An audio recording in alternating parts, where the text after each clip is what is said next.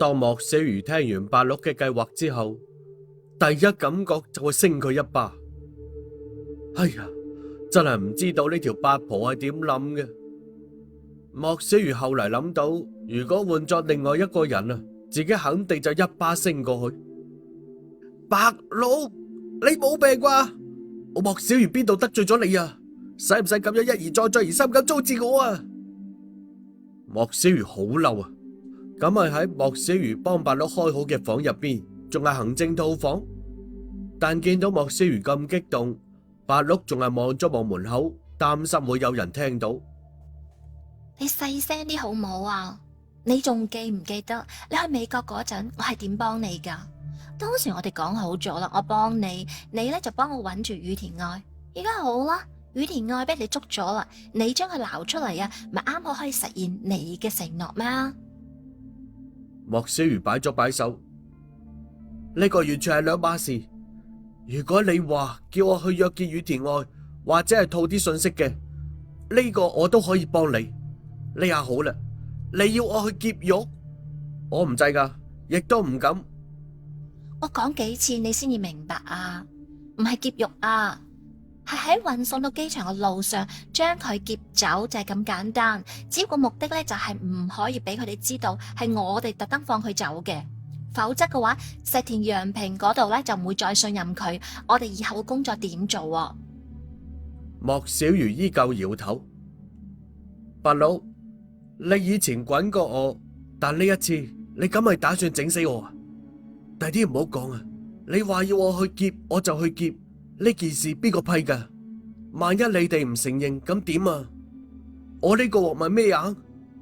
再講好一啲啦，你承認你局入邊嗰班仆家唔家產認唔認啊？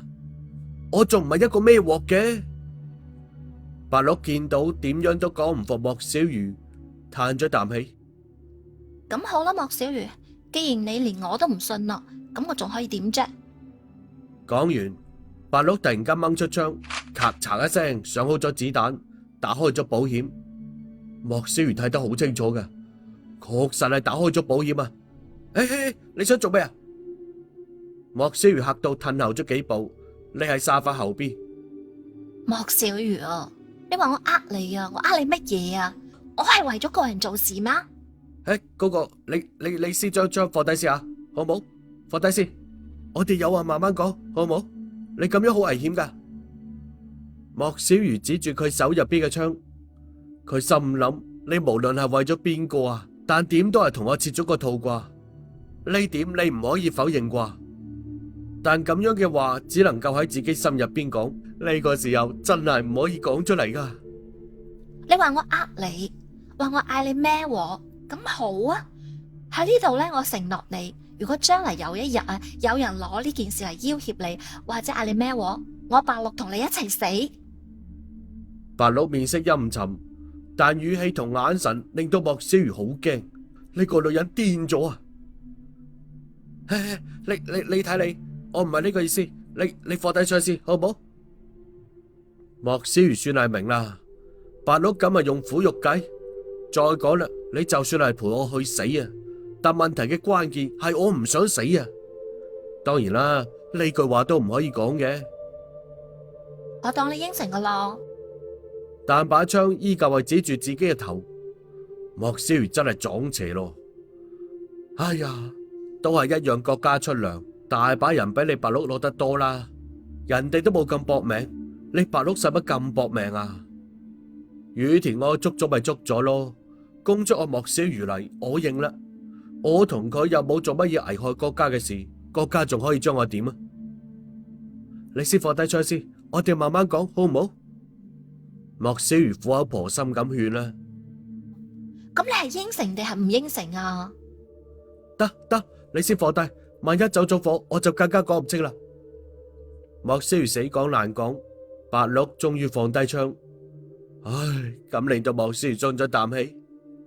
莫小魚見佢放低槍，慢慢行咗過去。唉，睇嚟你係食硬我啦。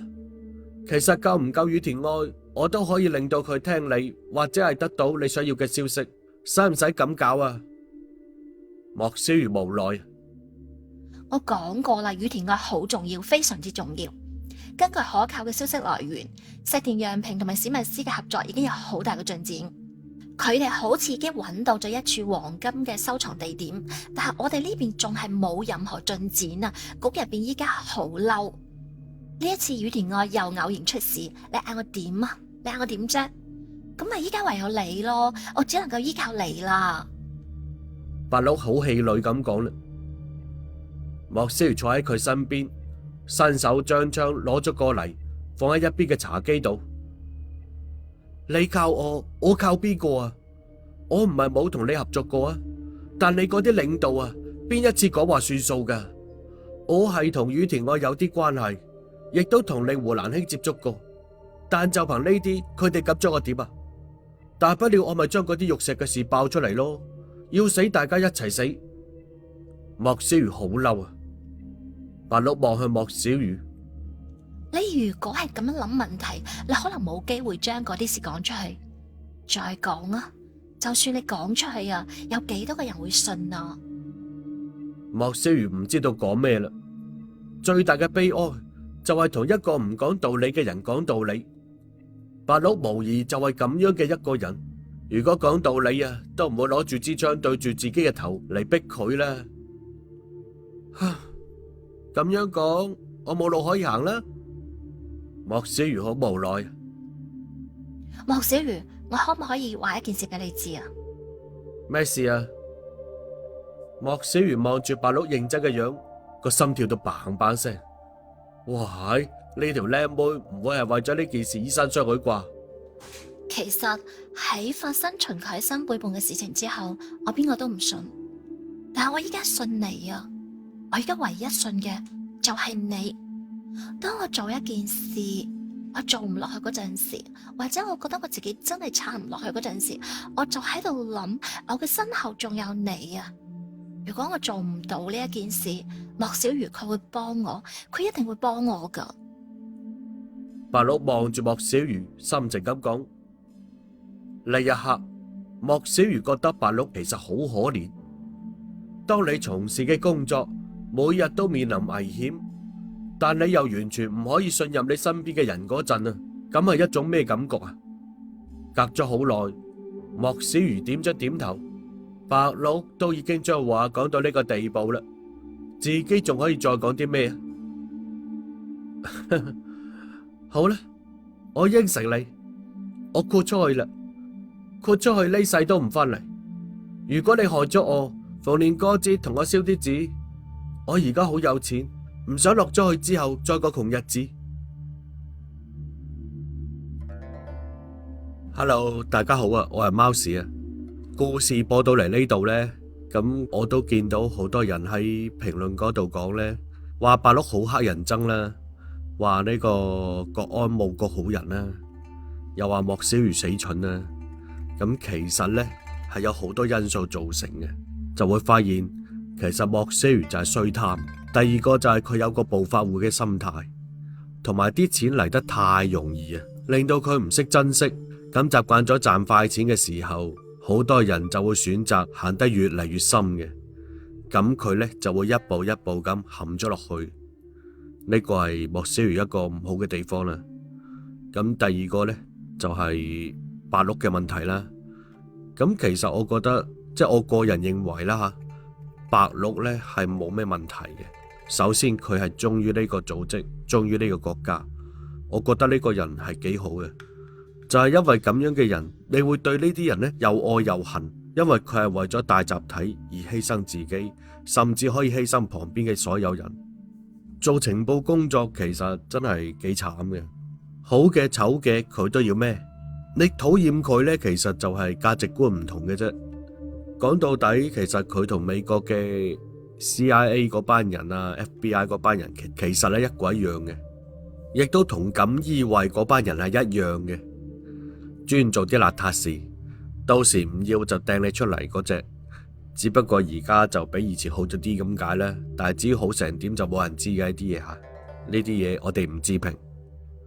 咁第三呢，就係呢個好多人話國安冇個好人，咁其實佢入邊都有寫好人嘅，但係好人嘅筆墨比較少，佢講嘅就係莫小魚呢條線上邊發生嘅嘢。咁其實佢發生嘅事呢，其實就係呢班人都係壞人，就係佢呢條線就係呢班壞人。咁你咪覺得佢所有人都係壞人咯？但其實其他線都有好人噶嘛，即係包括之前講嘅揾到沉船啊，將嗰啲文物揾翻嚟啊，嗰班就好人嚟噶啦。咁其實好人有好多嘅，只不過呢個古仔入邊嘅線呢，啱好係踩到壞人嗰一 part，你就覺得係壞人，即係有鼹鼠啦。講開鼹鼠，你就覺得全世界都係鼹鼠，就係咁解啦。所以我覺得其實呢個古仔寫呢部分係比較好嘅。好多人話莫小魚成日喺度溝女啊，呢啲係冇計嘅，因為呢本本身就係一本後宮文，佢就靠咁樣嚟吸引，嚟岔開一啲話題。至於咩原因，大家都明嘅。其實每個人嘅價值觀都唔同，睇法都唔同，係咪？大家都係為咗自己更加好，國家更加好。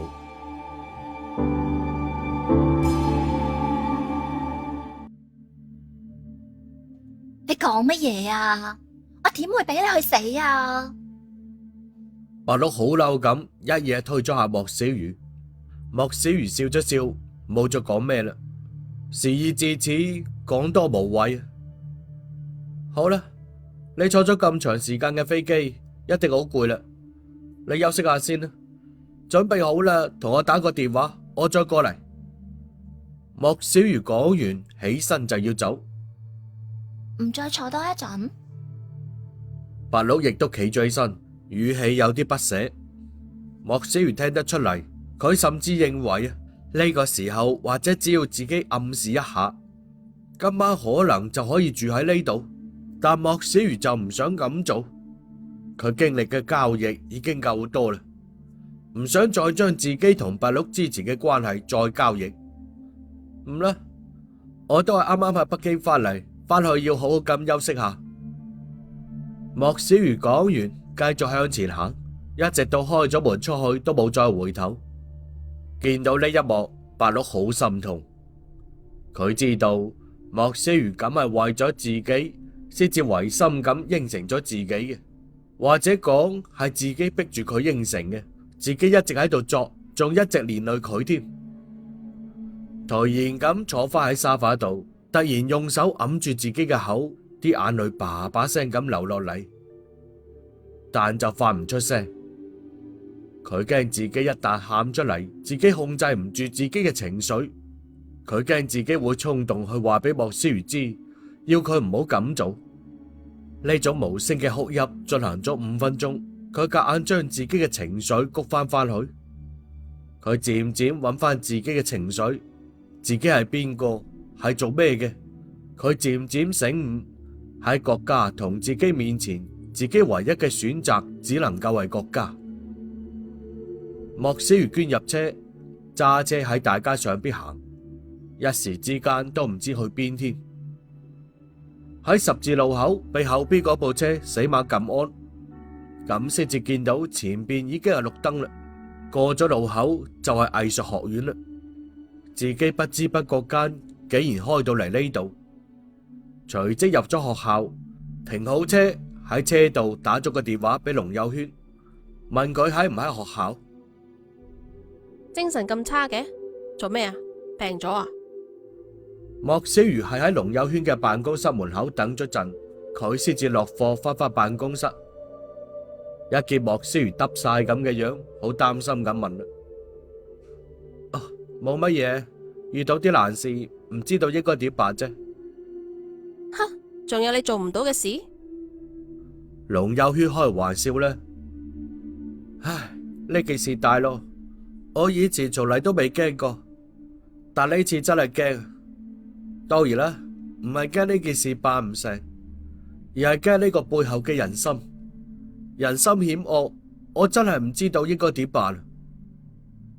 莫小魚坐喺龍友軒張凳度，龍友軒幫佢斟咗杯水。做咩啊？你到我呢度講呢件事，係想要我幫你諗下點做，定係咩啊？莫小魚抬頭望向龍友軒，直到望到佢都唔好意思啦，摸咗摸自己塊面。做咩啊？塊面有嘢？冇，我係喺度諗，我可唔可以信任你？呢件事太大啦，我都唔知道應唔應該將你掹入嚟。你如果唔知道，肯定冇你嘅事。但如果你知道咗呢件事，就可能帶俾你麻煩嘅。飲水啦，由識你開始，你就不停咁同我製造麻煩。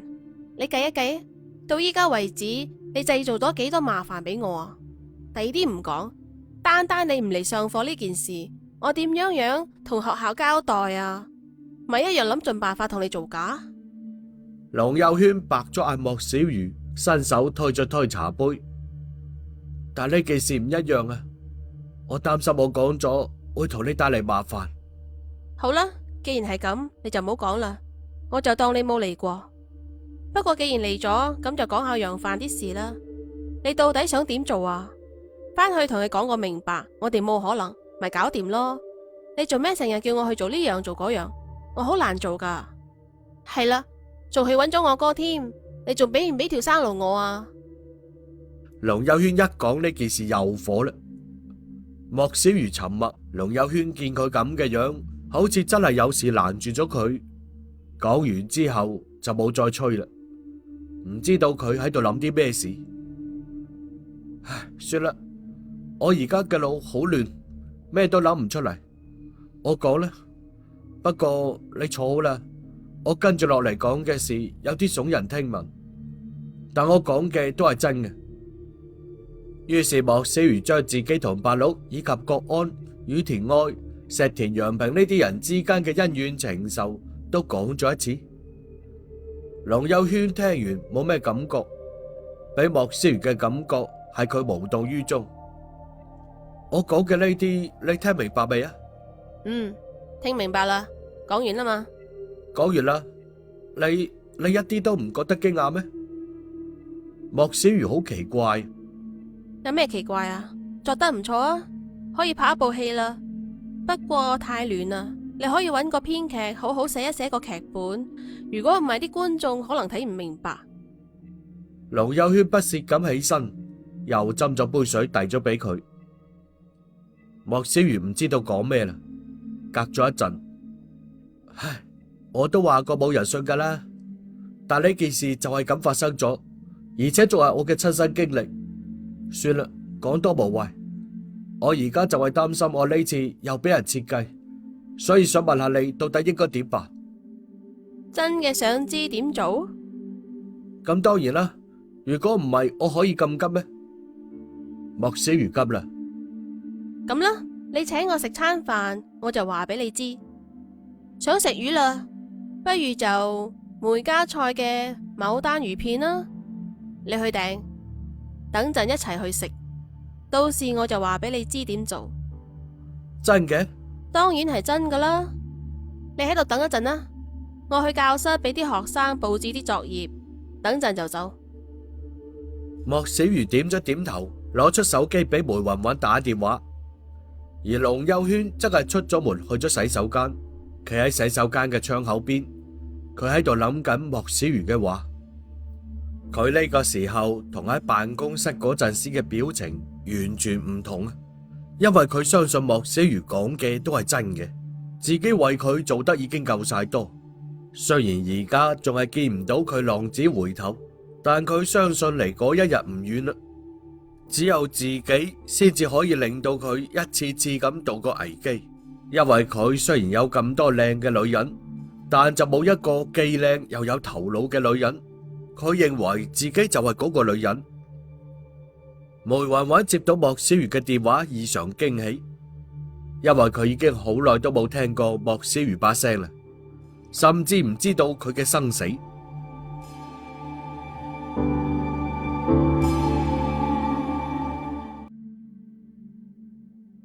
妹姐，我想食你整嘅牡丹魚片啊，等陣食唔食得到啊？莫小魚喺電話入邊笑住講：我依家去整俾你食啊！呢一排落去咗邊啊？做咩咁耐都冇消息嘅？係個妹釘啊，着急到好似咩咁啊！你唔掛住我啫，你都唔掛住佢啊？點可能呢？我點會唔掛住你啊？冇事嗰陣，我就會回味你嘅味道嘅。你整嘅魚嘅味道。口花花，好啦好啦，我去整俾你食，你一陣間過嚟啦。馬上就過去。莫小魚笑咗笑，吸咗電話。梅雲雲感覺自己塊面都要燒着起身啦，紅到好犀利，唔可以唔去洗手間用啲凍水抹下塊面啦，咁先至感覺好咗啲。佢仲記得自己第一次見到莫小魚嗰陣，同佢發生嘅口角。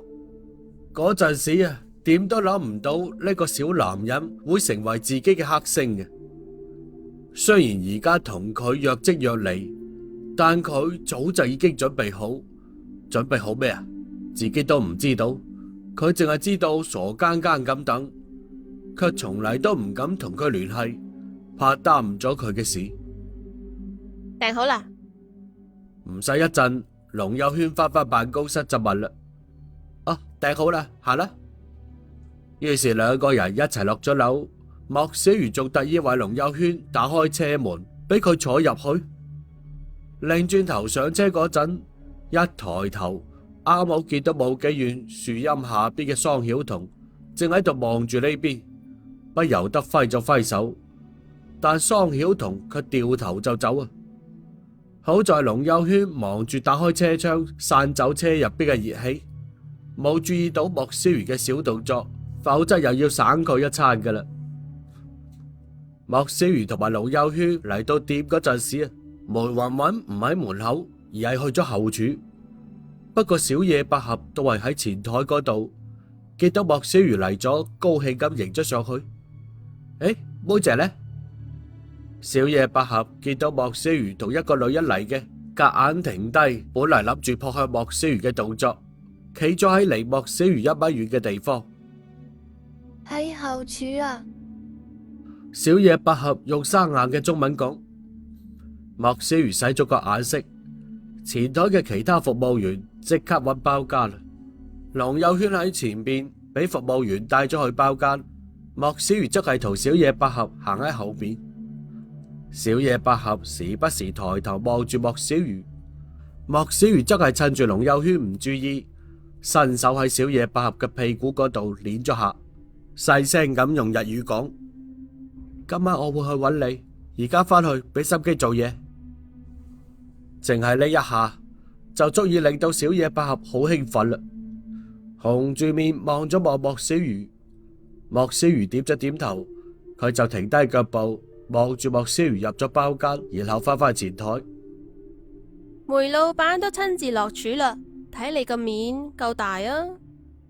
龍友軒喺度諷刺啦，唉，乜嘢面子啊，都係朋友。再講啦，師姐啊，你仲記唔記得啊？我當時識得梅老闆，仲係你介紹嘅。我記得嗰陣時仲有師傅。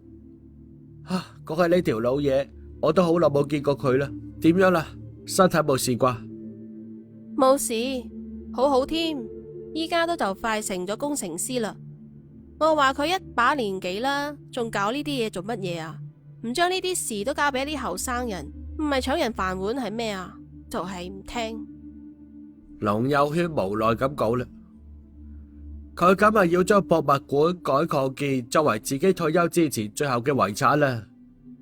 有時間見下佢啦，你再講下佢。我講佢唔適合，講多啦，仲以為有人告佢添。講少啦，根本就聽唔入去。好啦，辦完呢件事，我去睇下佢。莫小魚點咗點頭。呢個時候有人敲門入嚟，係梅雲雲帶住個服務員上菜。睇嚟服務員已經同佢講咗龍友軒都嚟咗，所以見到龍友軒嗰陣一啲都唔驚訝。龍姐，你嚟咗啊？龍姐你好耐冇嚟啦，呢段時間咁忙咩？梅雲雲冇理莫小魚，先係同龍友軒打咗個招呼，然後指揮住服務員擺菜。莫小魚嚟嘅次數多咗，梅雲雲早就知道佢中意食乜嘢菜，所以唔好睇忙住同龍友軒打招呼啊！但呢啲菜都係莫小魚中意食嘅。學校入邊忙，梅老闆生意好嘛？還好啦，晚上就忙少少啦。你哋食住先啦，我再睇下有冇新鮮菜。龍姐，你仲要唔要其他嘢啊？